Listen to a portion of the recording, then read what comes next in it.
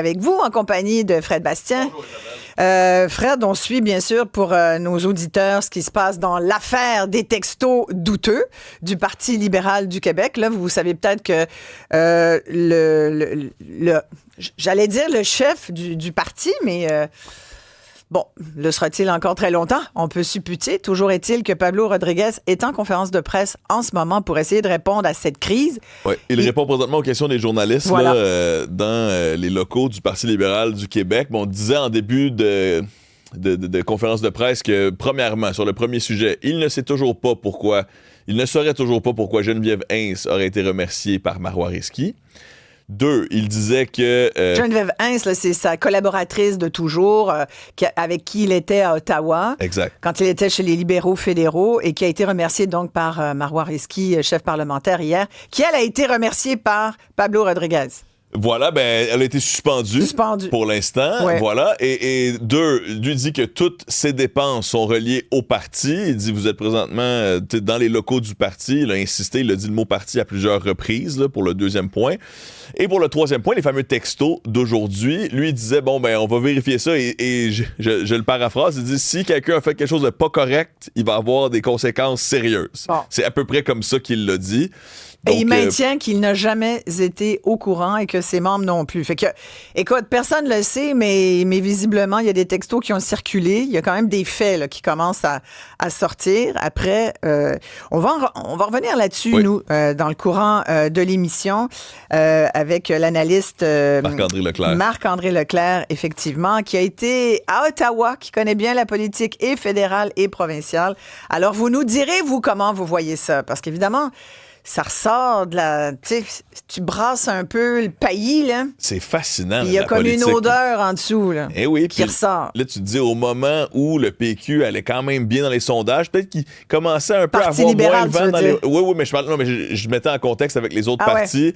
Là où les gens se posent la question, que va-t-il arriver avec la CAQ? C'est un drôle de moment là, pour le PLQ du Québec. Là. Mais c'est surtout à moins d'un an des élections. Exact. Là. T'imagines? Ils commençaient juste à sortir là, de leur... d'années de vache maigre, c'était. Ouais. Alors là, c'est sûr que moi, j'entends les commentaires des gens, puis il y a bien des gens qui... Il y en a même là, qui disent, bon, ben clairement, ils n'auront pas mon vote, c'est mon gang. Là, on verra. Écoute, là, pour le moment, on est encore dans les supputations, les hypothèses, puis on a hâte d'en savoir un petit peu plus. Ben, on aimerait y voir clair. Y a-t-il des clans au sein même du PLQ? Vraiment, qui est responsable de ces faits-là, de ces allégations-là? Oui, Sébastien me dit qu'on a d'ailleurs le début du point de presse de Pablo Rodriguez. On va vous le faire écouter là, pour le fun. Courant pourquoi Marois a congédié la chef de cabinet. La deuxième concerne l'utilisation de fonds de l'Assemblée à des fins partisanes. Et la troisième, les fameux textos. Alors, sur le premier point, je réitère que Marois ne m'a pas informé avant de congédier Geneviève Hintz. Et à ce jour, je ne sais toujours pas quelles sont les raisons pour lesquelles il l'a congédié. La deuxième histoire, au sujet des fonds de l'Assemblée nationale, toutes mes dépenses, 100% de mes dépenses, sont payées par le parti. Vous êtes ici au parti. Chacune de mes dépenses est payée par le parti et c'est facile à prouver et à démontrer. C'est le parti qui approuve et c'est le parti qui rembourse les dépenses. Il y a des élus qui tournent. Évidemment, moi, je fais des tournées avec eux. De leur côté, c'est les frères liés à l'Assemblée nationale. Mais dans mon cas à moi, comme chef du parti, 100% des dépenses sont approuvées et payées par le parti. Les brownies. Et le dernier point, les textos en question. Ouais. La première fois que j'ai vu ça. Ouais. Et voilà. Alors, là, il y a beaucoup de choses là, qui restent en suspens, mais bon, la position pour le maintenant, c'est je n'étais au courant de rien et ça n'a rien coûté aux contribuables, parce que c'est ça aussi l'histoire, là, dans le fond. Là. Et comme je disais tantôt, sur les textos, il disait si quelqu'un a fait quelque chose de pas correct, il y aura des conséquences sérieuses. Oui, tu vois, il y a déjà des réactions de nos auditeurs au 1-877-827-2346. Texto, vous faites le 187 Cube Radio. On aura l'occasion d'y revenir. Ça sera d'ici une demi-heure. Alors, restez bien sûr avec nous, mais en d'entrée de jeu, on voulait revenir, Fred et moi, sur un sujet qu'on a un peu abordé il y a un petit moment. Puis, début de la semaine, Fred, on n'arrête pas de parler de santé. Oui. Tu sais, on a parlé du cancer parce qu'il y a les chiffres qui sont sortis. Ça nous a fait un peu paniquer. On est allé chercher des réponses pour vous. On nous a dit très comportemental, finalement, la santé. Oui. On a le contrôle là, sur les statistiques. On peut influencer. Évidemment, bon, les habitudes de vie, là-dedans, il y a quoi? Il y a ce que tu manges. Puis, encore récemment, on parlait du fait qu'il y a beaucoup de diabète, beaucoup d'obésité au Québec, beaucoup plus chez les jeunes aussi, mais pas que chez les jeunes, chez à peu près tout le monde. Alors, on nous dit bouger. Et là, en même temps, il y a Participation qui sort ses chiffres. C'est pour le Canada. Mais le Québec fait partie du Canada, jusqu'à preuve du contraire, ou en tout cas, jusqu'à temps qu'il se passe quelque chose d'autre. Ce qui fait que quand on regarde ça, on apprend que les citoyens que nous sommes, on bouge moins. Et vous vous souvenez, il n'y a pas si longtemps, on avait reçu Pierre Lavoie. Oui. Et Pierre Lavoie nous a fait, mais ça m'a fait un effet particulier parce que depuis, je me suis fait un planning de marche. Tu as vu marcher sur Instagram, Isabelle. Oui, exactement. Je pense qu'on a même un extrait de ça, Sébastien. Tu peux envoyer. J'ai terminé mon émission d'aujourd'hui avec Pierre Lavoie, que tout le monde connaît, athlète, conférencier bien connu, qui nous fait faire des cubes d'énergie depuis des années avec nos enfants, qui nous fait pédaler et là, qui nous fait marcher. Et il m'a tellement craqué en nous racontant, évidemment, l'importance d'être en santé, d'être nous-mêmes, finalement, les meilleurs alliés pour notre propre santé. Et il nous a invités, bien sûr, à marcher en fin de semaine. C'est la grande marche du défi Pierre Lavoie. Et là, je me dis, j'y vais. Fait que là, je suis là en train de marcher depuis tout à l'heure parce qu'il faut que je fasse mon 7000 pas par jour. Voilà, 10 000, parce que 7 000, c'est ça. c'est Pierre bon. nous expliquait, t'es plus obligé de faire 10 000 pas par jour. Et moi, ça a eu un effet, parce que moi, je me disais, OK, parce que 10 000 pas, c'est long. Faut ça prend du temps. Ça prend du temps. J'ai calculé, parce qu'il m'arrive d'en faire 10 000. Écoute, en fin de semaine, on a même marché avec mon conjoint 12 500 pas. J'étais vraiment fière de moi. Mais ça prend 1h15, 1h30. J'ai pas ça tous les jours. Tu comprends? Pas Isabelle, non. C'est parce que, non. Mais tout à l'heure, je suis allée marcher parce que entre mes émissions de le matin puis l'après-midi, j'arrive à faire 30 à 40 minutes. Mais j'aimerais savoir, vous, là, puis on va avoir des invités qu'on va vous présenter tout de suite, mais la question qu'on vous pose à l'instant, est-ce que vous arrivez à placer de l'activité physique dans votre horaire? Est-ce que pour vous, c'est important? Est-ce que c'est la marche? Est-ce que c'est le jogging? Est-ce que c'est... Toi, c'est du water polo? Le water polo le plus souvent possible, 1 à 2 fois semaine. Ça fait tellement du bien là, le soir de pouvoir entrer intense, dans l'eau. Très intense. Mais justement, c'est intense, mais c'est bien aussi d'en faire à tous les jours un petit peu. Là. Ouais, donc là, c'est ça. moi, j'ai l'impression que parfois le water polo me sauve parce que j'ai 2 activités très intenses dans ma semaine. T'as au moins ça. Mais au jour le jour, il faudrait que je bouge un peu plus aussi. Là. C'est ça, parce que regarde, on est tout le temps assis à parler au monde. On adore ça, mais disons que ma montre intelligente, dans ce temps-là, elle accumule pas les pas. Il n'y a pas beaucoup de pas, là. On va vous présenter notre invité physiothérapeute bien connu. Il a écrit plusieurs best-sellers, entre autres Plus jamais malade. C'est Denis Fortier. Bonjour, Denis. Bonjour Isabelle. Ça va bien? Comment vas-tu? Ça va très bien. Toi, content d'être en onde avec toi. Exactement, on se retrouve, cher Denis. Denis était un habitué de mon émission jadis à une autre antenne. Denis, tu peux témoigner de l'importance de l'activité physique et de l'importance de la caser quelque part dans notre horaire.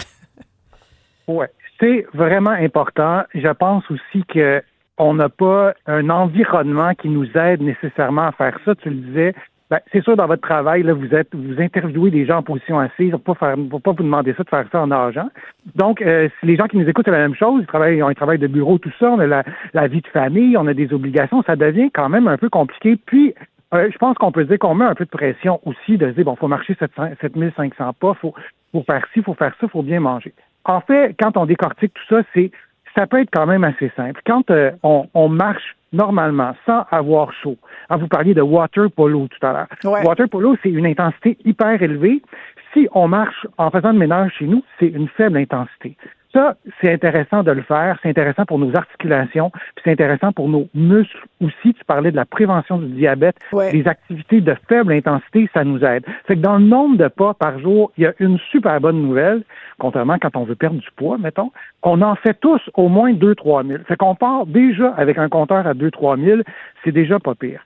Ça, c'est de la faible intensité. Tu faisais référence à une étude là, de participation qui ont étudié le pourcentage de la population qui faisait 7500. Pour faire 7500, il faut avoir vraiment une grande maison. Il faut aller marcher à l'extérieur un peu. Et c'est là que pour rentrer ça dans notre horaire, comme tu soulèves cet enjeu-là qui est tellement important, ça devient un peu plus compliqué. En tout cas, il faut s'asseoir pour se dire comment on pourrait faire ça. Et là, on rentre le transport actif. De se déplacer pour aller faire nos choses. Ouais. Moi, j'ai des patients qui n'ont pas d'auto et qui restent dans un environnement où tout se fait à pied. Ben déjà, eux autres, ils dépassent les 7500. Ils ont à peu près 8000 pas par jour. Ouais. C'est quand même atteignable. Puis l'autre élément, je veux revenir au water polo. C'est peut-être pas tout le monde qui va pratiquer du water polo la semaine prochaine, mais on peut tous pratiquer une activité d'intensité soutenue, c'est-à-dire que quand on bouge, on a chaud.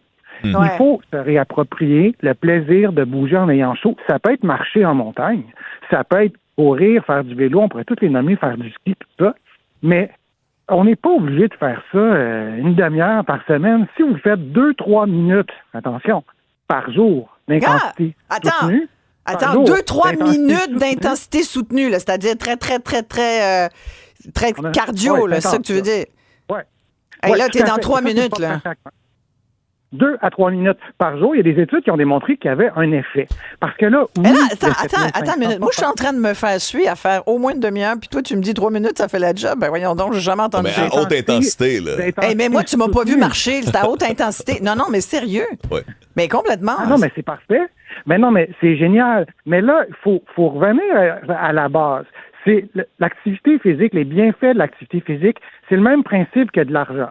Fait que si Isabelle, je te dis, moi, je te donne 100 piastres, tu me dis, non, moi, je prends rien en bas de 150, je prends pas ton 100 piastres, ça se peut pas. Non, je vais te demander si t'es libéral. Oh! Oui, c'est ça. Puis on pourrait parler de brownies c'est et d'alimentation. Oui, c'est ça. Les brownies, c'est pas bon avant d'aller marcher. Non, mais sauf que pour revenir aux choses sérieuses, c'est-à-dire notre santé. Hey, c'est toi qui as parti ça, là. Ouais. C'est toi qui as parti ça, Denis.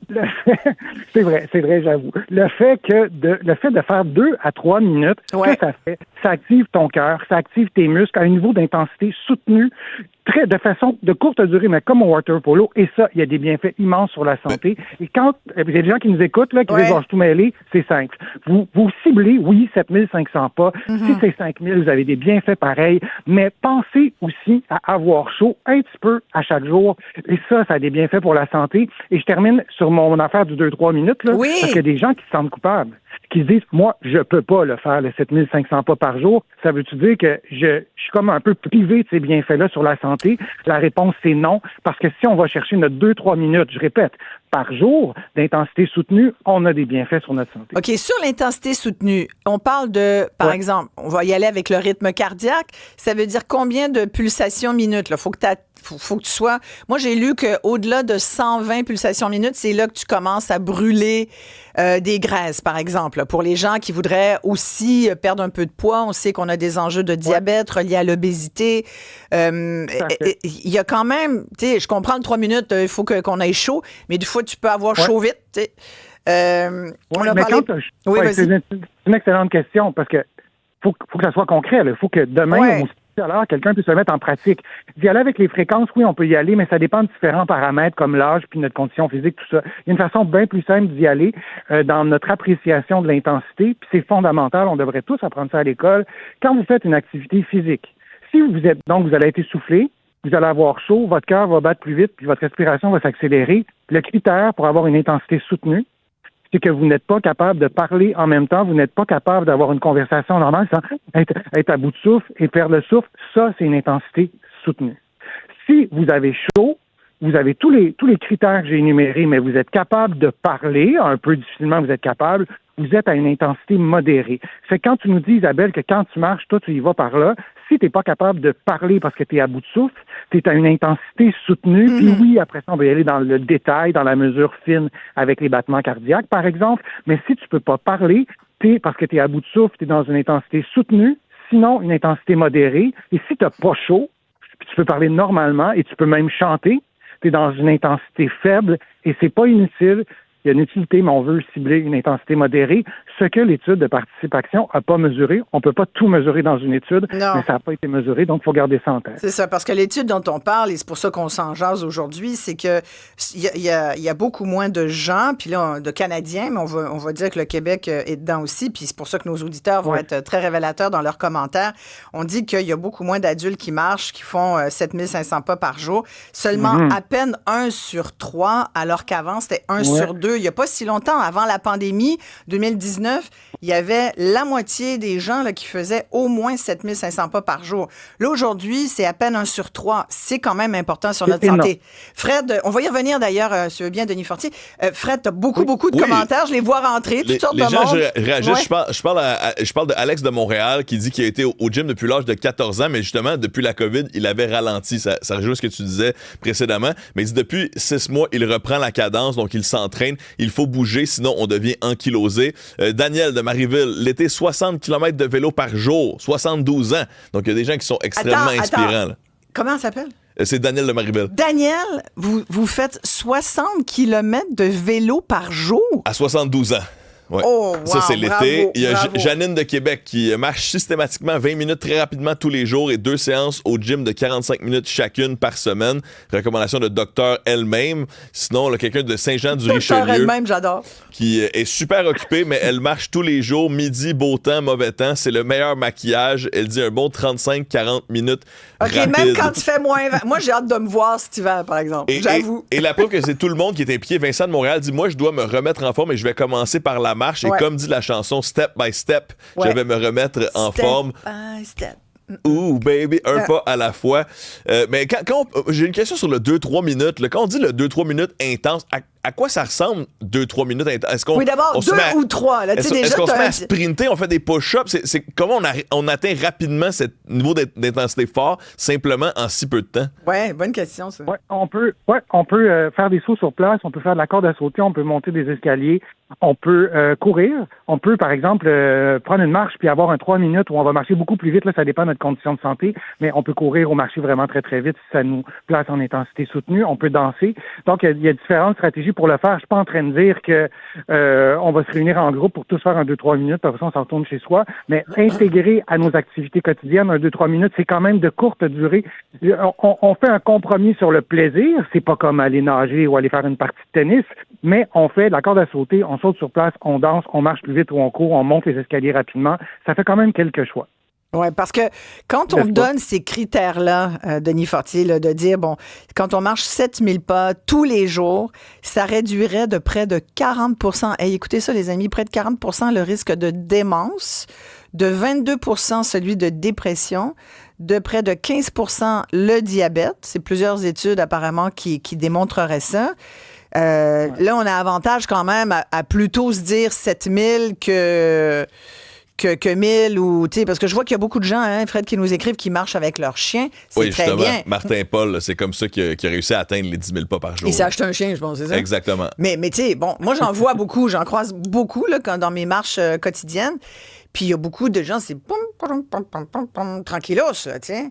Je me dis, ce monde-là, ils n'ont pas chaud, puis c'est pas 120, puis c'est correct, là, c'est mieux que rester les 2 pieds sur le pouf à rien faire chez toi, là. Parce que d'abord, tu prends de l'air, tu t'oxygènes, tu crées des liens avec ton animal ou avec d'autres humains que tu croises. Il y a du monde qui disent pas bonjour. Ça, je comprends pas. Moi, je dis bonjour à tout le monde.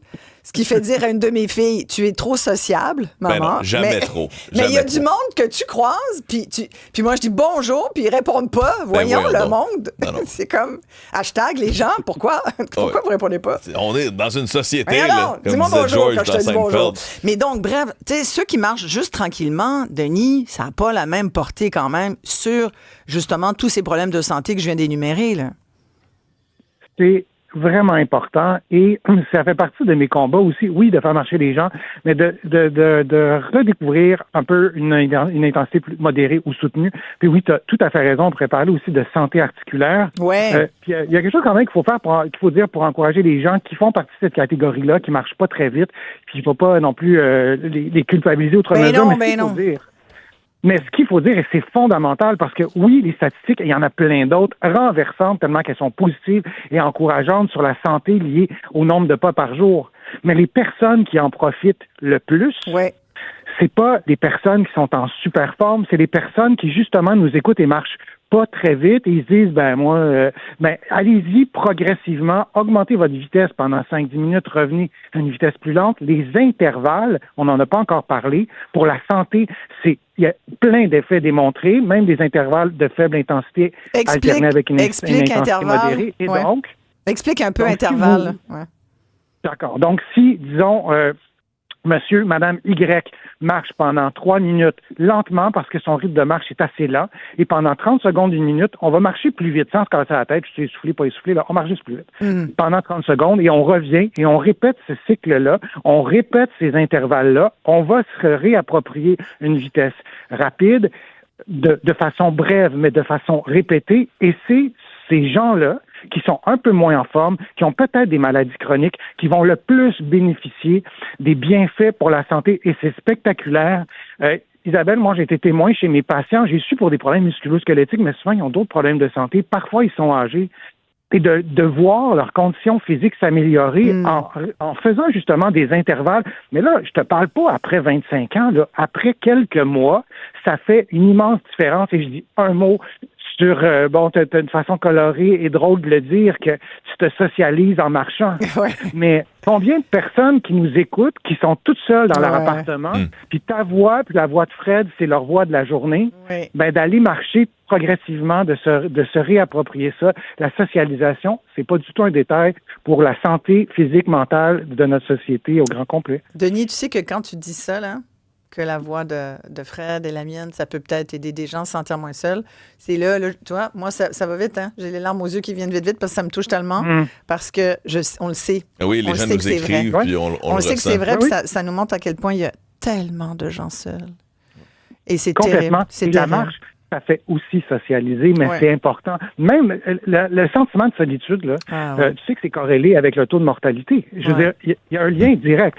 Donc, la marche, ça fait tout ça aussi. Ouais. Puis, un dernier élément qui est important, qu'on ne savait pas il y a 20 ans, on s'en est souvent parlé dans d'autres contextes, mais quand on contracte nos muscles sécrètent pas de la caféine, pas des endorphines. Ils sécrètent des myokines. On les connaissait pas il y a 20 ans. C'est des substances bioactives. Quand Fred, tu joues au water polo, t'es full myokine. Quand Isabelle, tu marches vite, t'es full myokine. Ici, il y a des gens qui nous écoutent qui sont sportifs aussi. Ici, il y a des gens qui ne le sont pas, eux aussi. Les myokines, c'est quoi alors? Tu dis, c'est quoi déjà ça? Donc, des myokines, c'est des substances qui sont libérées par la contraction des muscles. Oui. Comme le cerveau va libérer des endorphines, mais là, on parle de myokines, M-Y-O, donc des substances bioactives qui participent à la santé des vaisseaux sanguins, du cerveau, des os. Il y a plus d'obstination scientifique là-dessus, là, c'est un fait établi. Mais il faut le dire, il faut le répéter, il faut présenter. Tout le monde connaît les endorphines, peu de gens connaissent les myokines. Ouais. Quand on sait que d'aller marcher 20 minutes, on se fait une petite infusion de drogue biologique naturelle que notre corps produit, ça peut être un élément motivant aussi. Moi, j'ai des patients que je les ai convaincus comme ça. Tu sais. Je leur dis, quand vous marchez, oui, vous avez des bienfaits pour votre santé physique et mentale. Et entre autres, à cause de ce mot-là qu'on ne connaît pas encore, mais dans 20 ans, tout le monde va le connaître comme on connaît le mot endorphine, mais c'est le mot myokine. Et ça change parfois la vie des gens puis leur niveau de motivation. J'ai Étienne Lamontérégie là, qui fait le plein de myokine d'une manière assez particulière. Il dit, à 46 ans, suite à un mal de dos en pelletant l'an dernier, je me suis remis une fois par semaine au rollerblade agressif, au patin à roues alignées agressif. C'est du patin à roulettes un peu spécial qui se pratique dans les skateparks. Et l'hiver, c'est au spin, au 10-30 à Brossard. J'adore ça, mais mes genoux, beaucoup moins. Mais je persévère. Ah ouais. Denis, est-ce qu'il y a un calcul de risque aussi à faire? Parce qu'on se dit c'est très bon, dans le fond, de bouger, mais est-ce que parfois on peut heurter certains morceaux de notre corps? Comment est-ce qu'on fait cet équilibre?